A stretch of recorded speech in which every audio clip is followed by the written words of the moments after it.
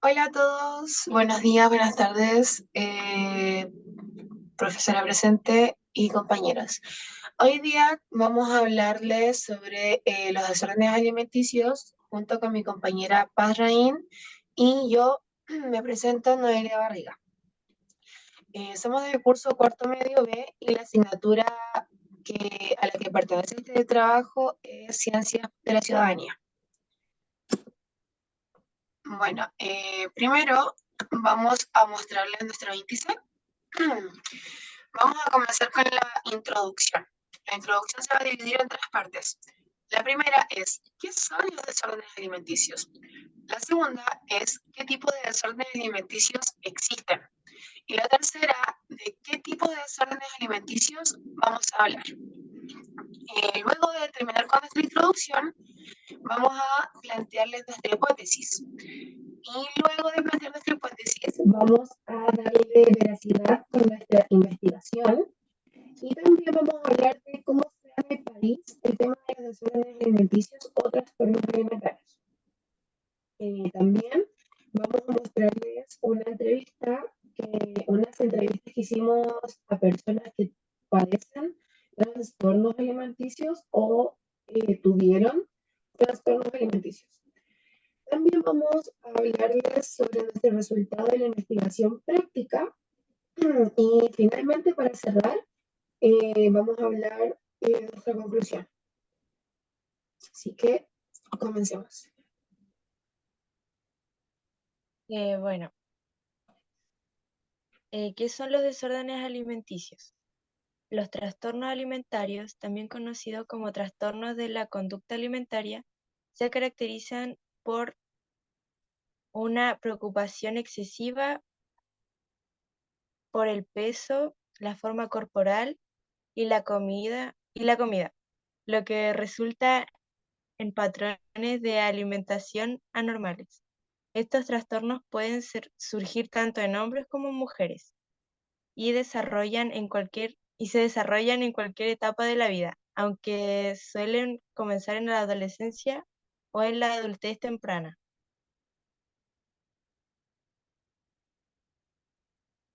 Los tipos, ¿Qué tipos de desórdenes alimenticios existen?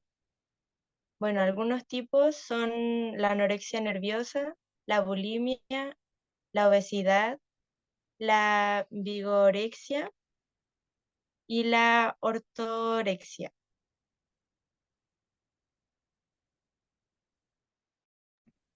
Bueno, ¿de qué desórdenes alimenticios vamos a hablar hoy día?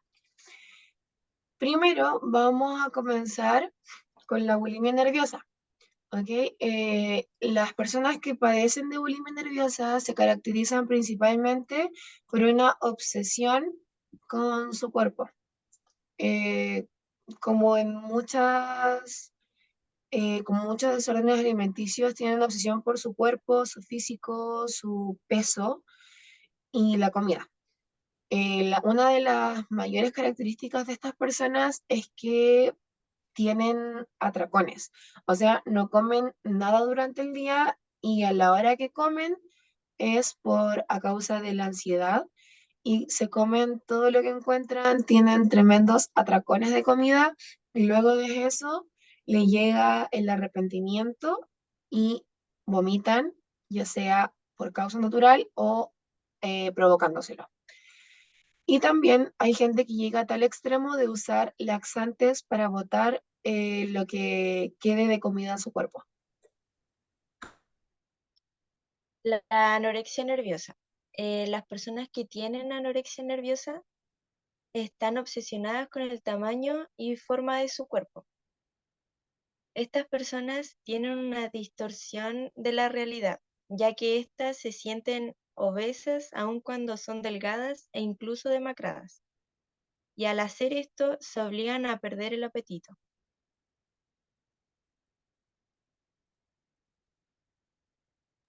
Ok, nuestra hipótesis es los desórdenes alimenticios se vinculan a la salud mental. ¿Es así o no es así? Lo veremos en nuestra investigación. Según nuestra investigación, la vinculación entre desórdenes alimenticios y enfermedades psicológicas es mucha, ya que a base de un estudio de la Universidad Católica, las mayores causas de los desórdenes alimenticios son estrés, problemas familiares, bullying, baja autoestima y ansiedad. Y así, y si analizamos estas causas, la gran mayoría de los problemas son por problemas psicológicos.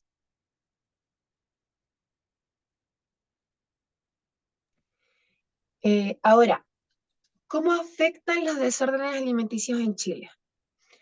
Bueno, según un estudio de la Universidad Católica, un 30% de la población que no tenía desórdenes alimenticios sí los comenzó a tener en pandemia, tanto en el transcurso de pandemia como luego de pandemia.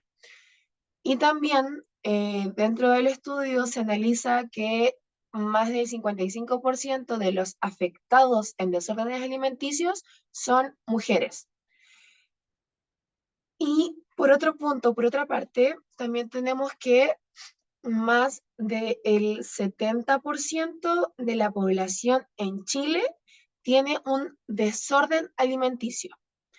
Esto es que ya sea pueden tener una mala relación con la comida por desinformación, mala información o información excesiva, o directamente pueden tener un trastorno alimenticio o trastornos psicológicos que afectan a la alimentación, como por ejemplo la ansiedad. Así que sigamos. Ya, ahora 5 personas entrevistadas. 3 de ellas son externos, o sea, me refiero, son cercanos de nosotros, de nosotras, y las dos restantes somos nosotras. Ok, la primera persona entrevistada es la señora Nora Mancilla. Ella destaca que al tener obesidad, tiene agotamiento tanto físico como mental, ya que se siente destruida por este desorden alimenticio, por esta mala relación con la comida. Y esto afecta a que tiene pensamientos de autodestrucción. O sea, quiere como dañar su cuerpo hasta quedar delgada, por decirlo de alguna u otra manera. Luego sigo yo, Noelia Barriga, que al tener bulimia, las comidas me daban asco, los vómitos eran muchos, la baja autoestima era muy notoria y la falta de apetito era horrible, no tenía hambre, no porque me daba asco la comida. Entonces, y los atracones, luego de no comer, eran horribles porque luego los vómitos eran aún peor. Bueno, la tercera persona es Valentina Olavarría, que tiene 14 años. Esta niña tiene obesidad y es por causa de la depresión que tiene, que al tener pensamientos tristes le genera ansiedad y come. Y la cuarta persona soy yo, Paz Rain, que tuve anorexia nerviosa, donde fue a causa de baja autoestima y pensamiento de autodestrucción, que ahí empecé a tener falta de apetito y desórdenes del sueño, donde me generó una anemia y, y empeoraron los desórdenes del sueño porque la anemia me hacía estar acostada en la cama todo el día, porque estaba decaída y no tenía ánimos. Como quinto entrevistado tenemos a la señora María Barrientos. Ella habla desde su punto de tener anorexia. La anorexia le causó una anemia horrible, en la cual estuvo a poco de llegar a la leucemia. Ella contaba que le daba asco su cuerpo, que no le gustaba mirarse al espejo porque lo que veía en el reflejo lo odiaba. Su baja autoestima era tanta que necesitaba hacerse daño, se rasguñaba el cuerpo, se cortaba para que la grasa saliera de alguna u otra manera. Y ese asco y esa repugnación hacia su cuerpo también le causaba mucha falta de apetito. Sigamos entonces con la investigación práctica. La investigación práctica, ya, la investigación práctica. Nuestra investigación práctica fue comenzar a realizar cosas para mejorar nuestros desórdenes alimenticios y ver los cambios de antes y el después, luego de unas semanas con buenos hábitos. Algunos hábitos que tratamos de mejorar fueron, en mi caso, comer a mis horas sin falta, comer las 3 horas, o sea, comer las 3 comidas a mis horas, tratar de no tener atracones luego de comer. La primera semana fue difícil, comía muy poquito, pero trataba de comer a mis horas, trataba de comer las 3 veces al día, pero era muy poquito. La segunda semana como que traté de aumentar la comida y ya la tercera semana comía más como una persona común y corriente. Y eso me ayudó mucho a no tener los atracones que tenía antes, porque sentía mi estómago lleno y a pesar de sentir mi estómago lleno, trataba de no provocarme vómitos, de mentalizarme en que la comida me hace bien y de que no tengo que dejar de comer para ser más delgada o para mejorar mi salud. Entonces trataba de no provocarme los vómitos y si es que me llegaban como a dar ganas, trataba de reprimirlas teniendo pensamientos positivos. Bueno, en mi caso fue empezar las primeras 2 semanas, empezar a comer mis 3 comidas a la hora. Me costó un poco, ya que no estaba acostumbrada y comía en muy poquita cantidad. Igual traté de no tener pensamiento autodestructivo y bueno, a la tercera semana ya no me costaba tanto comer. Ahí ya comía en más cantidad, casi normal, y con el paso del tiempo mejoré mi autoestima y empecé a comer mejor.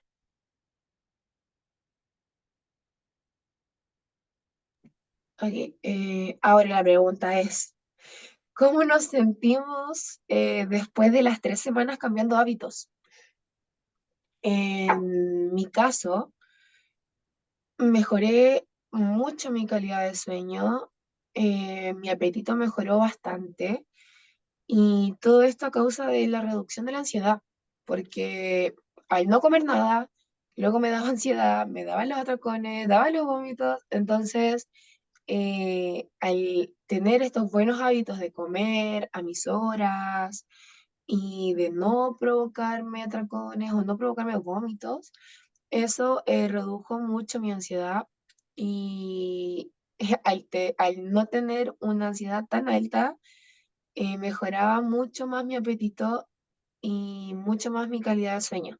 Y al tener una buena calidad de sueño, me siento con mucha más energía y puedo hacer muchas más cosas durante el día que a lo mejor antes no podía hacer porque me sentía triste, sentía como un vacío, me sentía muy pesada, no me daba ni siquiera los pies para caminar de repente.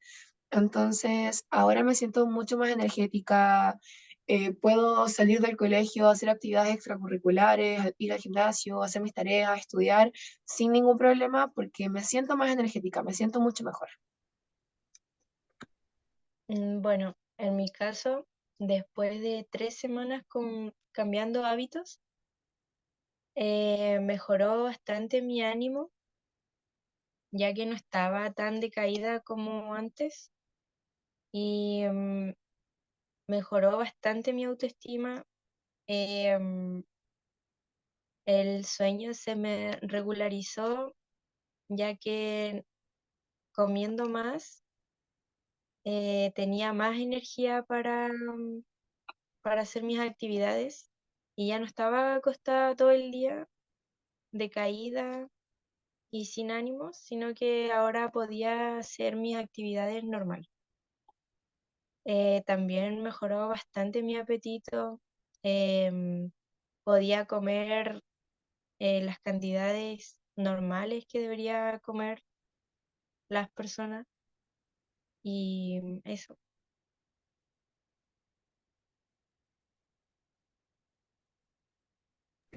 Ya, llegamos a la conclusión primero de de nuestra investigación práctica que nos sirvió mucho hacer este trabajo, ya que en nuestra posición personal nos ayudó mucho. Y hicimos cosas que a lo mejor si no hubiésemos tenido que hacer este trabajo, no lo hubiésemos hecho nunca. Y nos ayudó mucho, por lo menos a mí personalmente me ayudó bastante y por lo que sé de mi compañera también. Entonces considero que fue un trabajo que sí nos sirvió mucho personalmente, pero también nos ayudó a entender qué pasaba. Nos ayudó a entender qué pasaba y cómo podíamos mejorarlo. Y bueno, eso.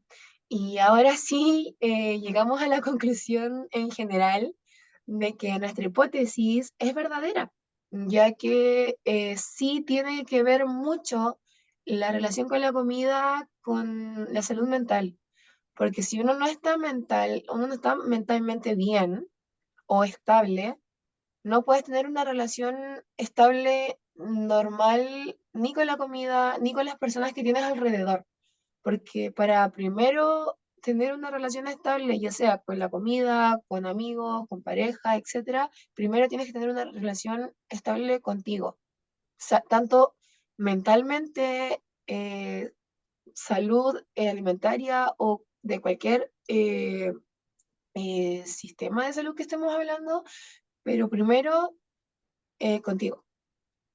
Y si no estás bien tú mentalmente, no vas a estar bien mucho menos con la comida. Porque si uno se ve mal, si tú sientes que te ves gorda, si tú sientes que te ves, no sé, con un cuerpo que a lo mejor no te gusta, obviamente van a comenzar esos pensamientos de autodestrucción hacia ti mismo, y esto lo podemos ver tanto en nuestra investigación práctica como en el estudio que hizo la Universidad Católica, que aparecían con estadísticas de cuántas personas se sienten mal el día a día, que era un más de 70, un más de 80% de personas que el día a día se sienten mal a causa de problemas físicos, mentales y alimenticios. Así que sí, nuestra hipótesis es verdadera. Y eso, gracias por ver. Adiós.